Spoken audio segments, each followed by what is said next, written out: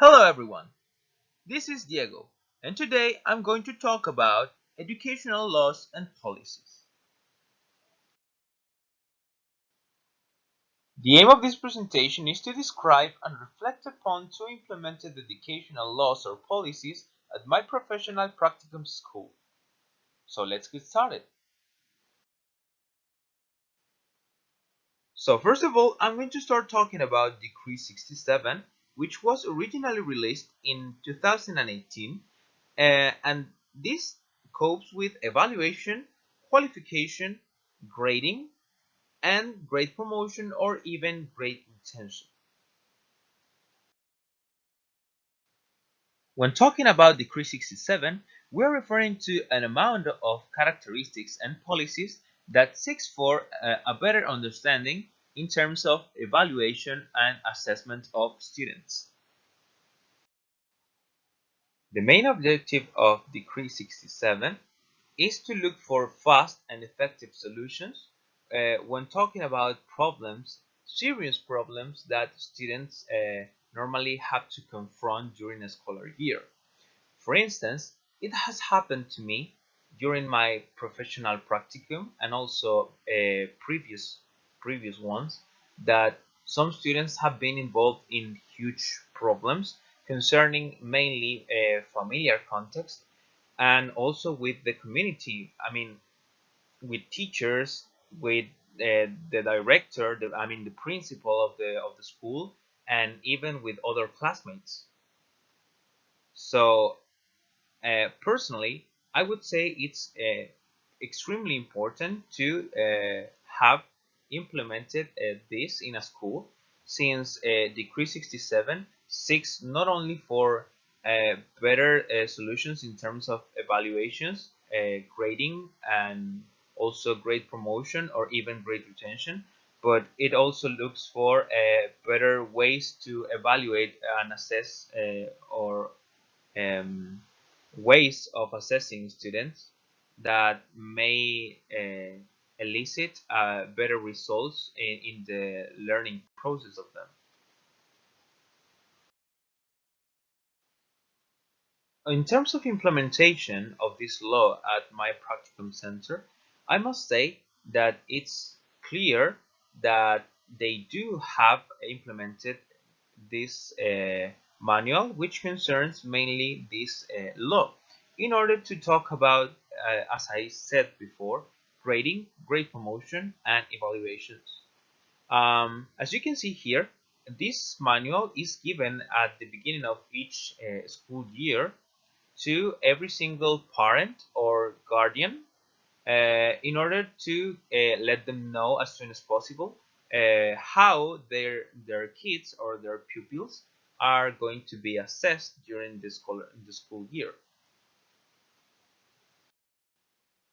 In that way, uh, students, guardians, and parents can get a better understanding and effective and meaningful pieces of information concerning assessments, even if they are just formative, because there is a procedure which is the following slide, in which I'm going to explain in detail the procedure that both students and guardians have to follow in order to know a bit more about the evaluations and the assessments in general.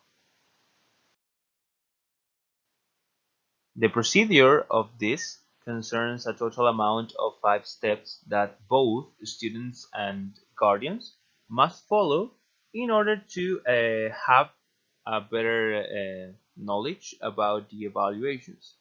The first step concerns the application of information by email, in which it has to be copied to the teacher who you are asking for the information, and also the principal teacher, the head teacher of the class in that case. In case of not solving the problem in the first step, then it goes the second step, which concerns a meeting with the head teacher of the class, Well, in this case, either the student or the guardian, the legal guardian of the student, of the pupil, can ask for pieces of information about the evaluation straight away to the head teacher, and the head teacher must answer properly. But if this not happen, then it goes to step number 3, which concerns a meeting, but with cycle coordinators. Um, in this case, you can have and you can ask a meeting to them in order to know what's going on with the teachers and how or why they haven't solved yet the problem or the inconvenience. And it could even happen that this problem may not be solved, sorry, in this step.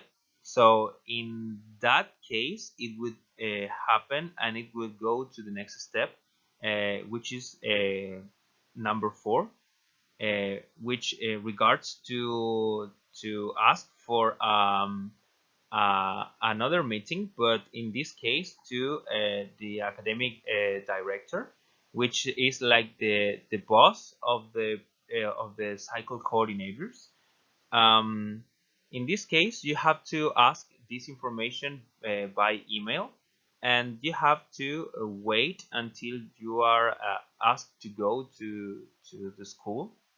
But in case it wouldn't solve the problem yet, then uh, you should go to the final step, which would be in this case a meeting with the principal of the school. Now, let's move on to the next law I'm talking about in this video, which is Law 2536, which is a modification or a change made to another law in Chile, which is Law 2370, which is better known here as Ley General de Educación. Um, this law was released on 2011, and as I said before, this was a modification of basically 2 articles of the LGE, which were Article 15 and Article 16, and both are related basically to schools environment and violence in and outside the classroom.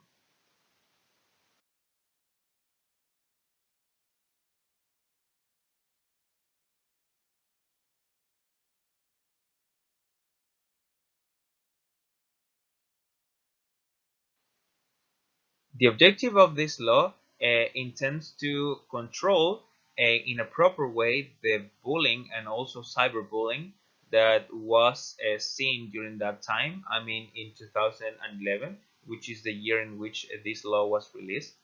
Um, this was due mainly due to social media and also to the use of internet, and also to due to the implementation of electronic devices into classrooms. Therefore, this cyberbullying and also bullying, like physical bullying, uh, was seen at schools, and it's currently is still seen. So I personally say this law is pretty important because it seeks for controlling and managing students in the way that they can create a proper environment to avoid in every single way problems concerning violence between them and also among teachers and the community in general.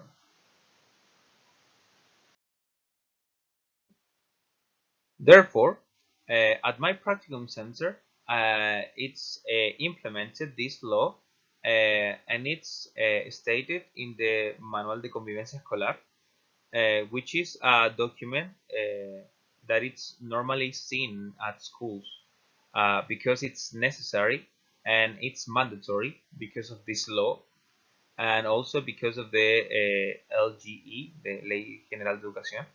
So, as I said before, this school has implemented this law by creating a committee of teachers and directors or even cycle coordinators, which are meant to cooperate and promote or encourage in students values such as um, solidarity, uh, empathy, among others. There are some functions that the school coexistence committee must do and must deal with.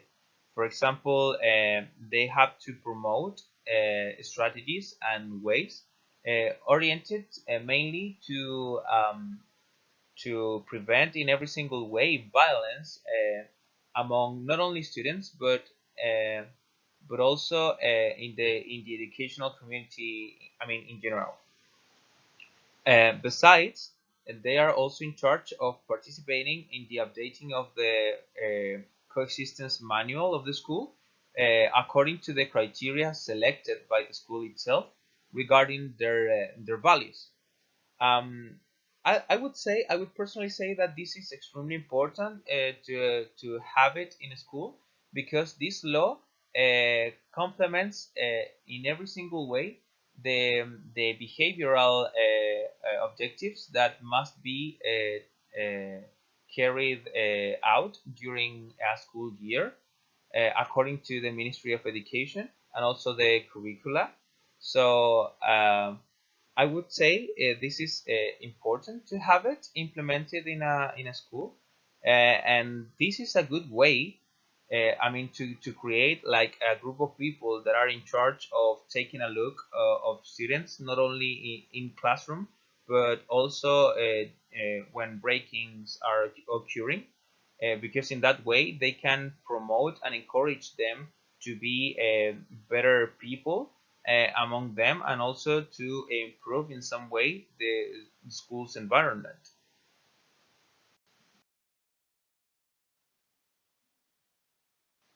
All in all, these policies have been implemented along an entire country to analyze and take care rigorously how both students and teachers work in and outside the classroom. Therefore, it's crucial for every single kind of educational institution to have them into consideration whenever dealing with problems in regard to the laws previously mentioned.